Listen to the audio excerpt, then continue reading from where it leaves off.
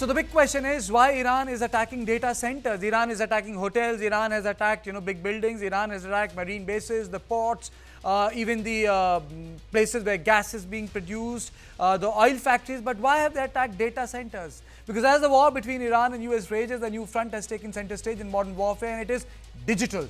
Iran-linked drone strikes have damaged Amazon Web Service data centers in the UAE and Bahrain. Fire broke out, power was cut, cloud services went down. These were not military bases, they were data centers. Amazon confirmed that at least 3 facilities were impacted, 2 directly stuck in UAE, another affected in Bahrain. Structural damage, power disruption and server impact led to outages across the region. Businesses relying on AWS reported service disruptions. Banking platforms, digital services, storage systems all faced degraded connectivity. This is significant because data centers were once seen as neutral infrastructure, the invisible backbone of the internet, but that perception may now be over. In the past wars targeted oil fields, power plants and ports. Today the strategic assets are servers, cloud zones and computing clusters. It's because modern economies run on data. Government rely on cloud systems. Financial market payments and AI platforms, all these depends on these facilities. Disabling a single data center can affect thousands of organizations at once, including military. And West Asia has been positioning itself as a global hub for cloud and AI infrastructure. Billions of dollars have been invested in building these digital fortresses. But tonight a key question emerges. Have data centers become the new oil fields of modern conflict? And if the cloud can be hit by drones, how secure is the digital world we depend on every day?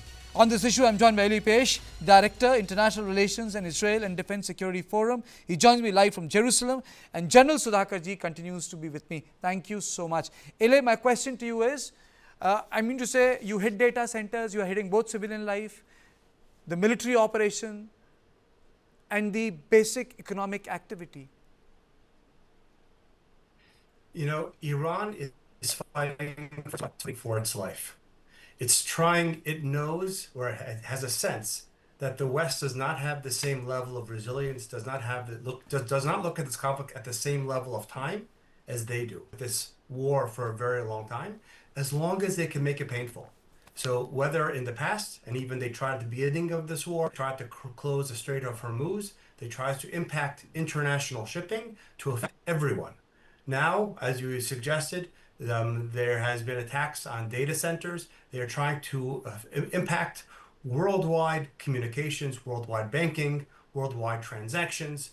They are trying to make this war painful for the entire world. You know, Amazon being hit, it's not about Amazon, it's about cloud infrastructure being hit. You know, it's like completely disabling the South Asian, West Asian economic infrastructure that has been built in last 20 years. Absolutely. You made a very strong point, Karthik. I must compliment you. Vulnerability of technology has to be understood from the perspective of new paradigm unfolding in 21st century. What is the new paradigm? From geopolitics in Cold War 1.0, the geoeconomics has actually occupied or captured the center stage of the global order. Although there is a geopolitical churn, but geoeconomics is occupying a center stage. UAE is one of the country. It is not just, as if it started, the hostility started between Iran and UAE yesterday, right from its birth. UAE and Iran they have been having difference of opinion on multiple issues. There are 3 islands which UAE is still holding just prior to emergence. Sorry, not UAE, Iran is holding close to Strait of Hormuz just prior to the emergence of UAE as an independent state.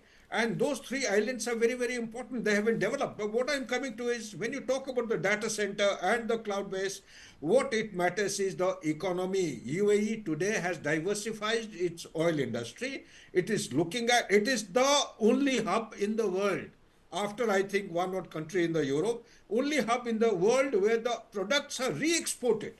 So Iran also had as much, access into its... Sudhakar, it is giving a message, a strategic message to USA and the economy of the world. If you do not actually stop providing access to USA's armed forces and the army, they have an Air Force base, then you are going to be subjected to this military attrition. So will this economic pain being inflicted on Bahrain, Qatar, Dubai, various cities, work for Israel?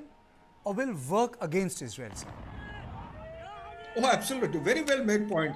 You see, the turning point in the relationship between all these countries in Middle East was the Abraham Accord when it was signed sometime in, I think, June 2020. Yes. UAE is one of the early members of having signed and accepted Abraham Accord. Since then, their relationship with Israel has been actually going up in the ladder.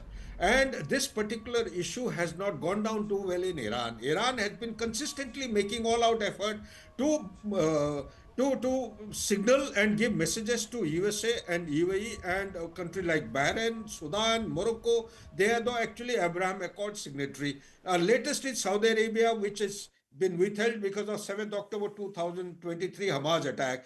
So this is one direct message that you thaw down or reduce your dependency and relationship with Israel, number one. Number two, you made a very strong point about the data centers.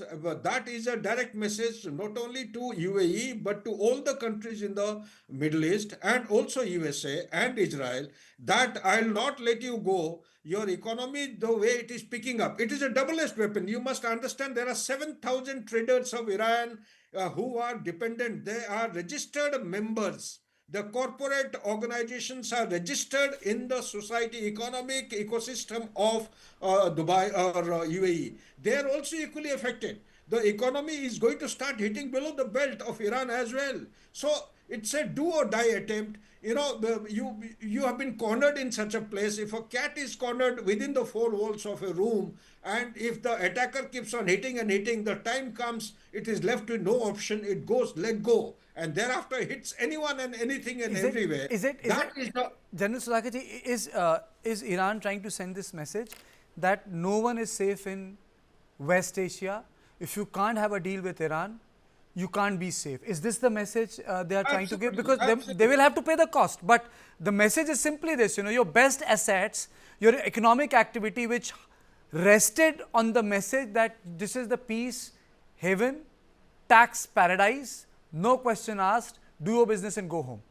Absolutely. Very well, cerebral statement made by you. Be mindful of the fact 5.5 million people transit through Dubai or UAE, the airports, every year. 5.5 million. Okay. And almost about 4.5 million Indians pass through this particular junction point.